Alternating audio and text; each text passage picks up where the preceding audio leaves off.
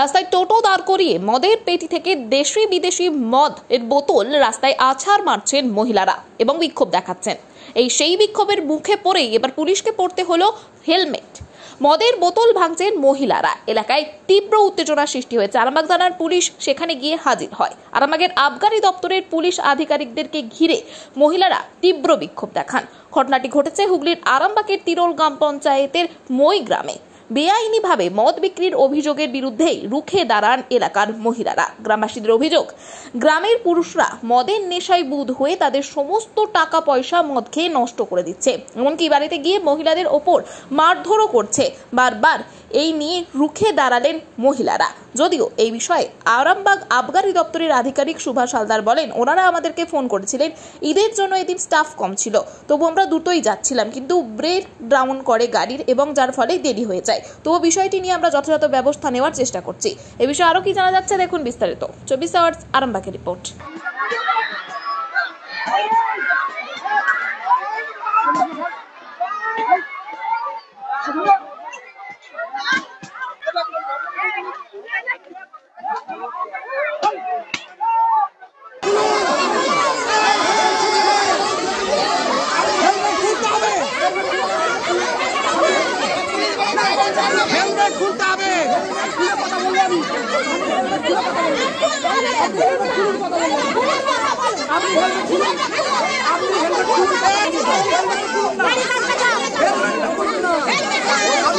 Regular মদ বিক্রি হচ্ছে।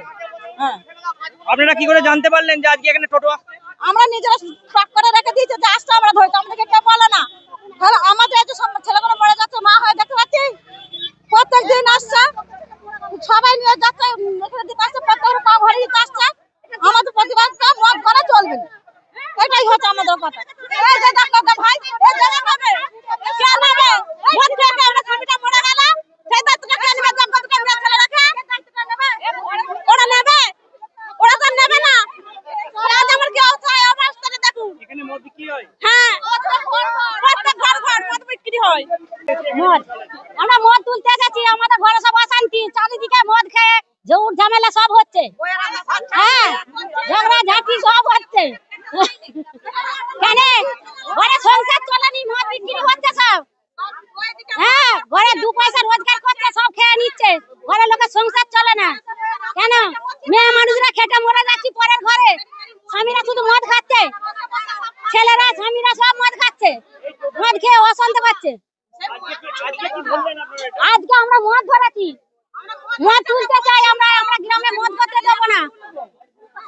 মদের টোটো করে নিয়ে এসছে, টোটোলাটা ধরেছি, এই তো ওইখানে দাঁড়িয়ে আছে, উনি দৈনিক দিতে আসে মদ। এখানে বাপি সেন অঞ্জনা টাইটেল জানি না, যেটা জানি সেটা বলছি। আর এখানে ওই দিকে সচিন, নামটা কি ভালো না, মালদা নিয়েছেন বাস স্ট্যান্ড থেকে ভাড়া করে শান্তি সিং। ওটা আমি ওই বাস স্ট্যান্ড থেকে যে দোকান আছে, আমি দোকানের নামটা ঠিক জানি না। হ্যাঁ, বাড়ি আরামবাগ। বিষয়টা হচ্ছে মই গ্রামে দীর্ঘদিন ধরে মদের ব্যবসা চলছে রমরমা। এক্সাইজ সুভাষ হালদারকে আমি ব্যক্তিগতভাবে ফোন করেছি, উনি কোনোভাবেই আমার কথা কর্ণপাত করেননি। উনি যাচ্ছি ওনার গোটা ব্লগ দেখাচ্ছেন, কোনোভাবেই এখানে আসেননি।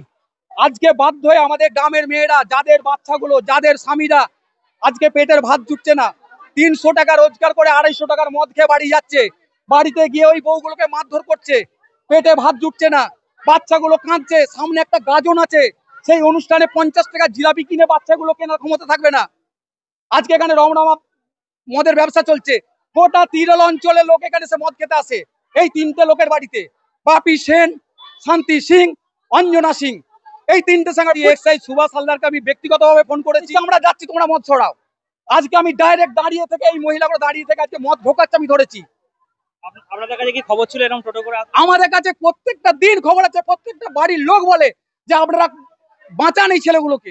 এই ছেলেগুলোকে মদ খেয়ে দিনের পর দিন পড়ে থাকছে, আজকে হসপিটালাইজ করতে হবে কিছু ছেলেকে, যাদের বোধহয় কিডনি ড্যামেজ হয়েছে, লিভার চলে গেছে, যাদের সেই ছেলেগুলো কি অবস্থা বাড়িতে ঢুকছে, তাদের মায়ের এসেছে, তাদের মায়েদের অভিযোগটা আমারও ভাইয়ের যেমন আছে, তাদের মায়েদের অভিযোগ, তাদের বউয়েদের অভিযোগ, তার স্বামীরা দিয়ে ভুগছে, যাদের স্বামীরা আজকে মদ খেয়ে লিভার ডিজিজে ভুগছে। যাদের ছেলেরা আজকে মদ খেয়ে আজকে যাদের মুখ খুলে গেছে, চোখ খুলে গেছে, তাদের মায়ের এসেছে অভিযোগ জানাতে, তাদের মেয়েরা আজকে মদ ভেঙেছে, তাদের রোষের মুখে পড়েছে। আমার নাম আশিস কুমার হুই, মহিগ্রাম শিবতলা। আর এই শিবতলার বুকে রমরমিয়ে ব্যবসা চলছে, মহিগ্রাম শিবতলার বুকে রমরমিয়ে ব্যবসা চলছে।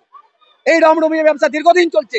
এটা যদি না ওঠে 72 ঘন্টার মধ্যে যদি কোনোভাবে এদের বাড়ি থেকে 1 কিল যদি মদ না যায়, আরো বড় আন্দোলন হবে এখানেতে।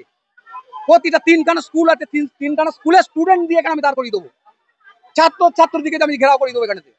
সন্তানের পরে মন বসছে না, প্রচুর পরিশ্রম করেও আপনি আশানুরূপ পারিশ্রমিক পাচ্ছেন না, যার ফলে আর্থিক সংকট আপনার জীবনে দুঃখ এবং চাপের ছায়া ফেলেছে। দিনার ভারে জর্জরিত স্বামী স্ত্রীর মধ্যে প্রতিনিয়ত ভুল বোঝাবুঝি বেড়েই চলেছে। নতুন বাড়ি কিনেছেন, কিন্তু সেই স্বপ্নের বাড়িটা যেন আরো দুর্ভোগ নিয়ে এসেছে আপনার জীবনে। আপনি ভাবছেন সস্তায় পাওয়া বাড়িটা নেওয়াটাই কি সঠিক সিদ্ধান্ত ছিল? এমনই সব দ্বিধাদ্বন্দ্ব এবং জীবনের কঠিন মুহূর্তে আপনাকে সঠিক পথে পরিচালিত করবেন আন্তর্জাতিক খ্যাতিসম্পন্ন স্বর্ণপদক ও স্বর্ণ মুকুটপ্রাপ্ত ডক্টর অজয় শাস্ত্রী। তিনি শুধু আপনাকে পথই দেখাবেন না, আপনার জীবনে সত্যিকারের সুখ, শান্তি, ঐশ্বর্য, অর্থ যেন সঠিক সময় আপনার কাছে পৌঁছে দেয় সেই দায়িত্বও নেবেন। তার অভিজ্ঞতা এবং জ্ঞানের আলোতে আপনার জীবন হয়ে উঠতে পারে নিরুদ্বেগ ও সমৃদ্ধির পথে ধাবমান। তাই আর দেরি নয়, স্ক্রিনে দেওয়া নাম্বারে এখনই ফোন করে ডক্টর অজয় শাস্ত্রীর সাথে যোগাযোগ করুন। কে জানেন, হয়তো একটিমাত্র ফোনই আপনার জীবনকে বদলে দিতে পারে।